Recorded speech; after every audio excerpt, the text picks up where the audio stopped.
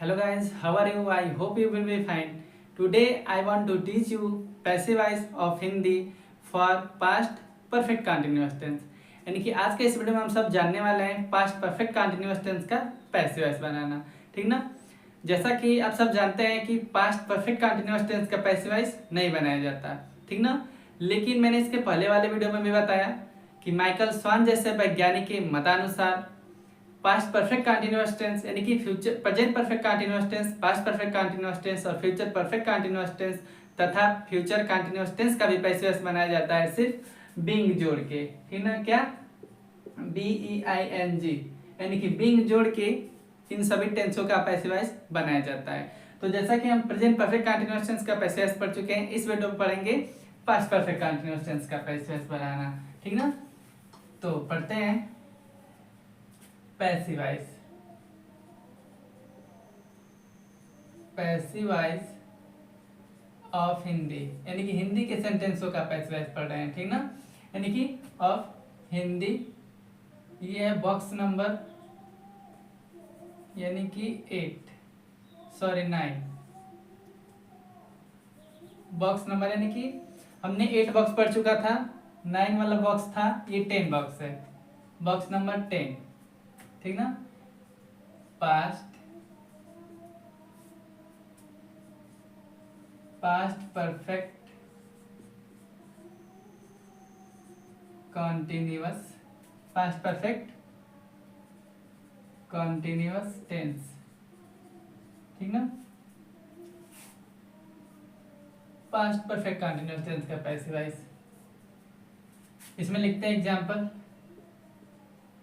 यानी कि example number first. इसमें एग्जाम्पल आएगा जैसे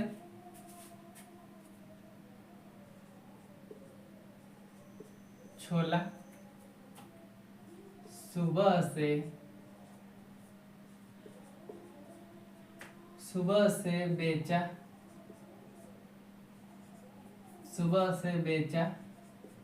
जा रहा था। ठीक ना। छोला सुबह से बेचा जा रहा था, ये क्या हिंदी का सेंटेंस यानी कि पास्ट परफेक्ट कंटिन्यूअस टेंस का सेंटेंस। तो ये इसका बनाएंगे पैसिव वॉइस। ठीक ना। यानी कि हिंदी के वाक्य का पैसिव वॉइस लिखेंगे चाट। अब इसका हेल्पिंग अब लिखेंगे, हेल्पिंग अब क्या होता है, had been. Chaat had been, उसके बाद बीइंग का प्रयोग यानी कि बीइंग जोड़ेंगे तभी इसका पैसिव वॉइस सही माना जाएगा। हैड बीन बीइंग, उसके बाद क्या लिखेंगे, वर्ब सेल का थर्ड फॉर्म सोल्ड यानी कि बेचा जा रहा था तो sold. Chaat had been being sold और टाइम कब है, सुबह से तो क्या लिखेंगे, सिंस मॉर्निंग। ठीक ना। सिंस मॉर्निंग यानी कि छोला सुबह से बेचा जा रहा था, ये क्या है, पैसिव सेंटेंस। ठीक ना। पैसिव सेंटेंस यानी कि ऐसा सेंटेंस आए तो हम समझ जाएंगे कि इसका पैसिव वॉइस बनाना है, ना कि इसका ट्रांसलेशन। ठीक ना। यानी कि chaat had been being sold since morning.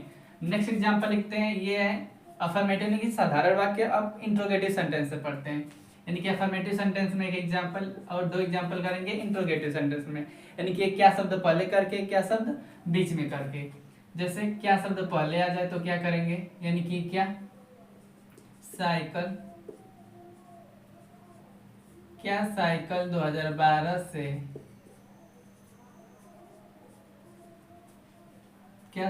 2012 से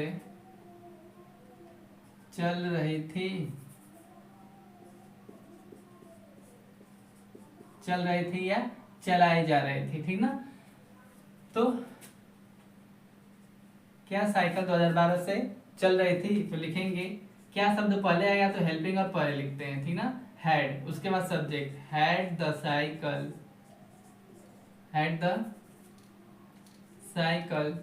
उसके बाद बीन यानी कि had the cycle been being.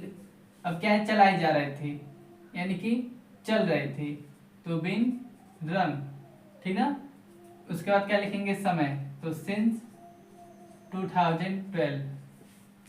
क्या साइकिल 2012 से चल रही थी तो had the cycle been being run since 2012, ठीक ना। ये था क्या शब्द पहले करके, अब क्या शब्द बीच में करके एक एग्जाम्पल करते हैं, यानी कि क्वेश्चन वर्ड बीच में करके। जैसे एग्जाम्पल है थर्ड, कपड़ा 2 सप्ताह से क्यों नहीं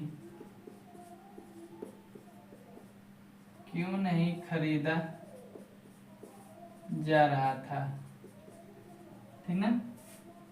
कपड़ा 2 सप्ताह से क्यों नहीं खरीदा जा रहा था, यानी कि इसमें नहीं भी आया तो क्यों, यानी कि क्वेश्चन वर्ड बीच में आया, क्या शब्द बीच में, क्यों, तो इसको पहले लिखेंगे, ठीक ना। वाई, क्यों का क्या होता है वाई। उसके बाद हेल्प, क्वेश्चन वर्ड के बाद हेल्पिंग वर्ड का प्रयोग, वाई हैड द क्लॉथ, यानी कि यहाँ पे नहीं भी आया है तो हैडेंट कर देते हैं, वाई हैडेंट द क्लॉथ। कपड़ा 2 सप्ताह से क्यों नहीं खरीदा जा रहा था, तो why hadn't the cloth been, और उसके बाद वर्ब क्या है, खरीदा जा रहा था, खरीदने का बाय का थर्ड फॉर्म बॉट। उसके बाद क्या है, कब से, 2 सप्ताह से, तो समय हमेशा लास्ट में लिखते हैं, तो बॉट लिखेंगे फॉर 2 वीक्स, ठीक ना। कपड़ा 2 सप्ताह से क्यों नहीं खरीदा जा रहा था, तो why hadn't the cloth been bought for 2 weeks, ठीक ना। तो ये था पैसिव वॉइस ऑफ हिंदी में पास्ट परफेक्ट कंटीन्यूअस टेंस का पैसिव वॉइस, यानी कि इसका प्रयोग न के बराबर होता है, इसलिए इसमें सिर्फ 3 एग्जाम्पल पढ़े, यानी कि एक अफर्मेटिव के लिए, एक इंट्रोगेटिव सेंटेंस के लिए, यानी कि क्वेश्चन वर्ड पहले करके, क्वेश्चन वर्ड बीच में करके, यानी कि तीनों तरीके का एग्जाम्पल हमने पढ़ लिया। लेकिन इसका प्रयोग आधुनिक इंग्लिश में न के बराबर होता है, ठीक ना। तो मिलते हैं नेक्स्ट वीडियो में पढ़ने के लिए passive voice of Hindi for future perfect continuous tense, ठीक ना। तो तब तक के लिए जय माता दी।